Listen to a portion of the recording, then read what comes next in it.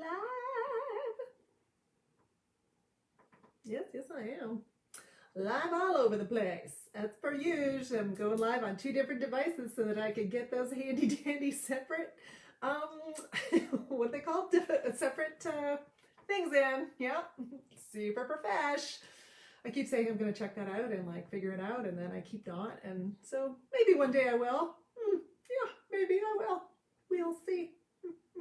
No promises. Oh, hi, Gabriella. I see you on there on Instagram. Cool.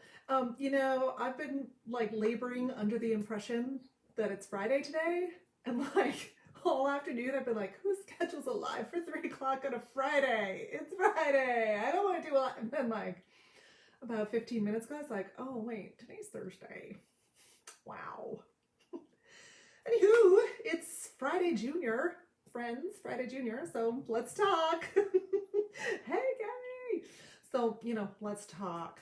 This article was just posted and just was released recently. It was just posted on one of the teaching forums. And so I wanted to get on here and kind of talk about it. And the name of the article is, it was in like Scientific America. And the article is about, it's sort of like telling about some studies that have been done and some research, and they're making some application, right? So they talked about, the title of the article is, wait for it, it's super clever. Students who gesture during learning grasp concepts better. Right? Like so clever. Super clever. Thanks for that, Matthew. That was clever. Anywho.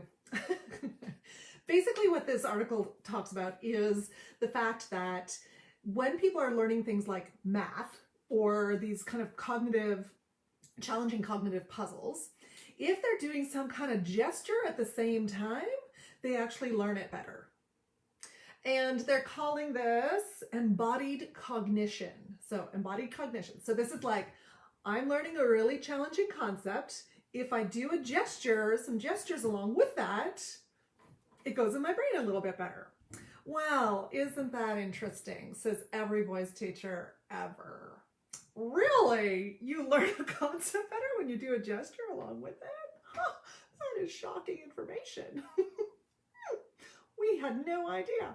So I'm being a little bit sarcastic here. And also this is a slightly different thing because in the article and in the research is actually talking about learning like learning concepts, like, and in the studio we're learning motor skills, right? So the movement that we're doing in the studio is helping us to solidify a motor skill or coordinate a motor skill. And what they're talking about in the article is learning concepts. But still, I like to make fun of them. So what I wanted to talk about today is just to talk about some ways to be really intentional about how we use gesture in the voice studio. And I'm sure many of you are already doing this and already know this information. Let's be honest, you likely already know it. But just in case, okay? Just a simple one for Friday Junior, just a simple one. That was the other thing. I was like, it's Friday, I'm gonna put on all of the filters. And then as I was choosing filters, I was like, oh, it's Thursday. Dang nabbit. Anywho. So I also want to just preface this by saying that I'm going to explain a little bit of like a motor, like brain thing in my own words, in the way that I understand it. And if you want the like super actual like science explanation, you should go and talk to Heidi Moss. Okay, so there's the name, there's the person to actually like get in touch with or take one of her Learning in the Brain classes. Heidi Moss. Okay, so here's the way that I understand this. And part of the reason that gestures, especially in singing, are really useful for us in order to be able to coordinate in the way that we want to coordinate. So here's the science according to Dr. Shannon Coates. Yippers. What happened when the brain was being all formed up there is we have all of these motor learning kind of there is an actual word for it. What's it called? Pathway. So we have all these motor learning pathways. We have these pathways that correspond to the coordinations that we need in order to do a certain thing. So we have I'm making sure I'm looking at my notes here. We have a limb motor pathway. In other words, there's a motor pathway for like hands, especially in arms, limb motor pathway, right? And that sucker spontaneously duplicated itself, right? Boop. And all of a sudden we've got a very similar, like almost exactly the same pathway, which developed to become the vocal learning pathway. What? So we've got these two pathways sitting right beside each other in the brain, almost exactly the same, and that is part of the reason that when we use gestures in the voice studio, it has an almost direct effect on the vocal folds and on how we coordinate the voice. So again, that's like science according to Shannon. So you can maybe contact Heidi Moss for the like super duper actual like sciencey explanation, but I'm not like lying. It's not incorrect. It's just perhaps not like fully correct. Anywho, one of the other things that Heidi Moss does when she talks about this is she posts videos of like, she has a couple of just super fabulous videos, and I'll throw those in the links here as well, of folks in rehearsal doing like all the gestures along with their singing, and especially really well-trained Western classical singers. And literally, like, if you couldn't hear what they were singing, you would probably still know what it sounded like by what their gestures were doing, which is pretty phenomenal. And yes, oh, you're here for the science, hi Nikki, here for the science according to Shannon. Well, you come to the right place. I should make a course or something, right? The science according to Shannon. Anywho, those gestures don't come out in performance, but the gestures are like intense in rehearsal. So how can we take this information that we know about gestures and the voice, and also like keeping in the back of your brain this very cool little factoid that we've got these two pathways that are mirrors of each other and that like are right beside each other in the brain. How can we really intentionally use that information to teach better in the studio and for our students to learn better in the studio? So one thing to do is to, when you're demonstrating for your singers or when you're describing a process with the singers that you're working with, notice what the hand gestures are or the gestures in your body that you are trying to do along with, right? So if you're, say you're doing a sigh and you're doing like,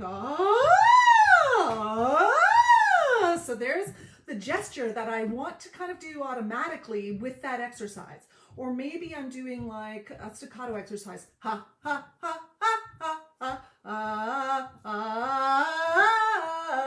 So there's the gesture that I kind of wanted to go along with that, just subconsciously without even thinking about it. I had this gesture. Okay. Notice the gestures that you yourself are subconsciously not even thinking about that you do when you are demonstrating or explaining something. And then draw your students' attention to those gestures and ask them to do the same. And then do those gestures while the student is also singing them. So here I'm going to demonstrate it and I do my gesture, and now you're going to sing it, and you're going to then do the same gesture right along with them as they're singing, so that they see you do the gesture. They have that visual input of the gesture. They have the gesture in their own bodies. They're doing it with their own bodies. And that will help them to find the coordination for the tonal outcome that we're looking for, or that you're looking for with that exercise. So that's one thing. The second thing to do is to intentionally observe what the gestures or the subconscious gestures are that the student in front of you is using. So an example of this, especially if you haven't drawn their attention to doing something already, but if they're warming up, or they're singing a song, or there's something going on, or you haven't given them a specific gesture to use, watch and see what the student in front of you is doing subconsciously themselves. This can be a really good indication, not always, of course, but it can be a really good indication of what is actually happening internally and or how they're interpreting the kind of information, the information that you're giving them. So for example, if you have a singer that, again, this is an example that I use all the time, but so if you've heard it before, I apologize.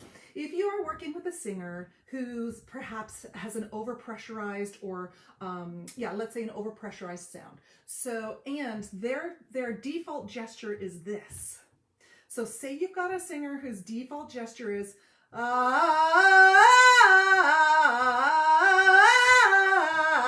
So I got a little too much pressurization in that sound. I'm pretty sure you can hear. And did you see my hand gesture that was going along with it? Now, is there anything wrong with that hand gesture? Of course not. That's a terrific hand gesture. But what might be happening? I might actually be signaling to my body, despite all of the things that I know that I'm trying to actually release some pressure, I'm trying to actually find a little bit more flow, I might actually be signaling to my body not to do that, right? Because this hand might actually be telling my body to keep that pressure going, right? So if something like that is happening, you may want to draw their attention to it, or you may want to simply redirect. So asking them to maybe do this kind of gesture or to do this kind of gesture. This one's always nice too for like releasing pressure. Something moving this way, and whatever it needs to be, you can make it up. And again, you can kind of feel in your own body, what do I want to do to make this sound happen? I think I'll ask you to do the same thing. Thank you very much. So observing what the student is doing subconsciously. Sometimes the gesture that the student is doing subconsciously is from like 3 teachers back, or from some kind of thing that they picked up at some point and now it no longer serves them.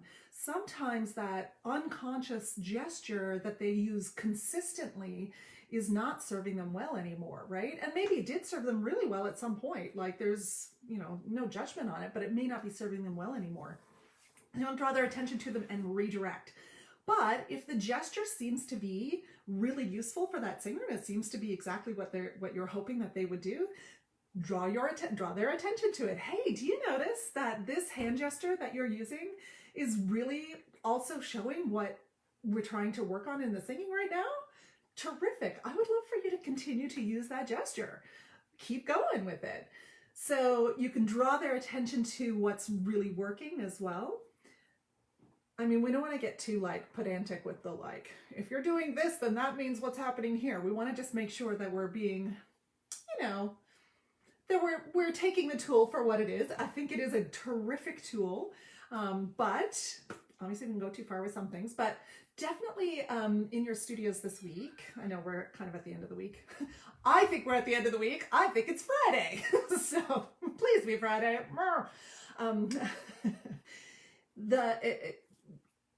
Think about that in your studio work in the next couple of days.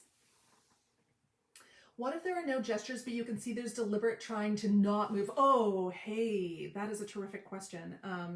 Thank you for that. Let me consider one other thing as well before I get to that. But that is, actually, no, let's talk about that right now. So what if there are no gestures? And the reason that there are no gestures is because at some point they've been told that they can't move. I mean, this actually goes in with what I was about to say anyway, that they're not allowed to move, or that they need to keep the energy in the body, or that they need to stop swaying. That's a big one. Lots of, especially the beginning of training or young singers, lots of swaying happening in young singers, which we don't necessarily want to come out in performance, right? So we don't necessarily want the things to come through in performance. So if you feel like there's a holding back or a not like a or a freezing happening, we want to find the best way to release the body and separate out, if possible, the gestures that are going to be useful for what we're doing vocally versus the things that need to happen in the body for release, just for the entire body to be functioning well and having that coordination and release all the way through. So they're 2 separate things, right? The freezing in the body and the not moving. And if someone has told you you can never use your hands, you can, you're not allowed to move, then that becomes a sort of freezing in the body, which affects everything. It affects every tone we make. It affects every way that we try to coordinate. This is a systemic, both issue that's going to affect all of our coordination attempts and all of our tonal outcomes if the whole body is involved in sort of like freezing or trying to hold. So that's a slightly different thing, and there's lots of stuff to do for that. I get someone on a big yoga ball and bounce, get them onto a Bosu ball and or a balance board, get people doing like a little bit of hula hoop, something along those lines. So then you're teaching the body how to have this freedom systemically, throughout the system, which will then help to keep the that freedom throughout the instrument. And then that's a separate thing, and we teach the instrument how to function with that freedom, and then we start to remove the freedom, we start to remove the movement a little bit at a time, so that we're still continuing to have that freedom that we had when we were, say, on the Bosu ball, and then off the Bosu ball, our body still feels that same kind of freedom and release and kind of movement, right? And of course, the way I'm saying it right now, it sounds like, yeah, it's super easy. Just do that. You'll be fine. This is something that requires lots of work and requires change over time, right? So this is not something that is like, tomorrow you're going to be amazing if you just bounce on your yoga ball all day today. You'll be fine. So that is separate from the gesture where we're doing, I'll get to that one in a minute there. That is separating from the gesture. So when we're using a gesture to indicate, to help with a specific kind of coordination, for example, release tonal outcome, or we're using a gesture to help with like a buoyancy in, say, staccato, or for example, if we're using a gesture to help demonstrate breathing or momentum change from inhale to exhale, something like this might be useful. Yeah, inhale, exhale, whatever comes to your mind. Learn how to recreate that felt sense of somatic freedom first with the intentional movement, and then without. Exactly. Yes, exactly. And then if you're using specific gestures that you then don't want to necessarily come out in performance, for example, then you're going to work you're basically going to learn how to do that thing somatically, kinesthetically, and then start to remove those gestures maybe 3 weeks before you're performing, maybe a little bit before, whenever it seems like you're able to start to do those coordinations, create those coordinations, without the gesture, but you're still like that sense of the gesture is still in your head. So literally, it's still in your brain, right? So it's still affecting how that coordination is working, right? It's helping to keep that learning, that motor learning, nice and deep in the brain. So we get this kind of sense of gesture. There are lots of places or lots of kinds of performing where gestures are perfectly acceptable. Lots of gestures are acceptable. Watch your rock musicians who are like, on the mic, right? Wow, like there's lots of gesture that is perfectly acceptable in performance. What's the main performance where we don't want gestures? That would be in our Western classical music where we're doing recitals, right? We stand on stage and we don't want any gesture to give away what we might be doing technically. And I get it. There's lots of times when gestures are actually crutches. So that's also a thing, certainly. But it definitely depends on the style, how much of that gesture we sort of remove from the performance, right? Definitely depends on the style. And it depends on whether we're in character or not as well, right? So if I'm performing a role, Western classical, music theater, et cetera, yes, and you're going to have less movement when you're recording, for sure. Yeah. But if I'm doing a role and the character is going to have, there's lots that you can do to put the gesture into the character. So the gesture that is going to give you the line, for example. I mean, that or is going to give you a little bit more intensity, or is going to help you mix a little bit. Like, why do you think that lots of folks who do those amazing riffs, why do you think their hands are doing that along with? Because it's part of their coordination. And can they do it without their hand? Sure they can. I'm sure they can. Absolutely. And lots of them don't use hands. But I'm saying them because I do not do riffs like that. Nope. Maybe if I studied it, I could, but might be too late for me. Let's just be honest now. But like that kind of coordination, yeah, riffs are easier with gestures, right? And you can learn them with gestures. So much easier. And you can do that if you're singing Handel, if you're singing Bach. These kinds of gestures will be very useful for you to figure out the coordination when you're learning it. Pinky swear.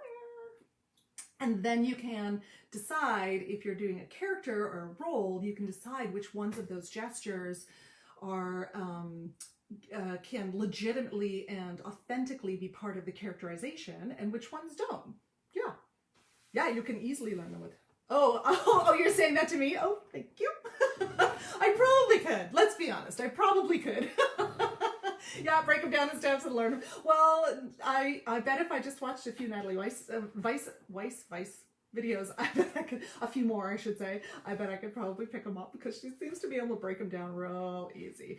And she's got hand gestures, if you notice, because it helps. There's a reason. So if you happen to be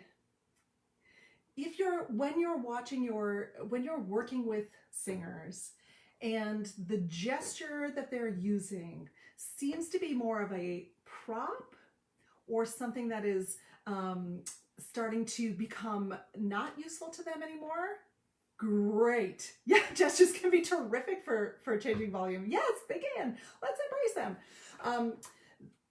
That's what you're there for, right? You as the teacher in the studio are there to just make these observations and see whether those gestures are still useful. That's what you're there for. And to redirect if something doesn't seem useful, and to create something new if that seems to be called for. That's what you're there for. And you're also there to recognize, my Western classical friends, you're also there to recognize that although we do want this focus and stillness in our recital performances especially, and we want this conservation of energy, we also, not conservation, is focusing of the energy in the body.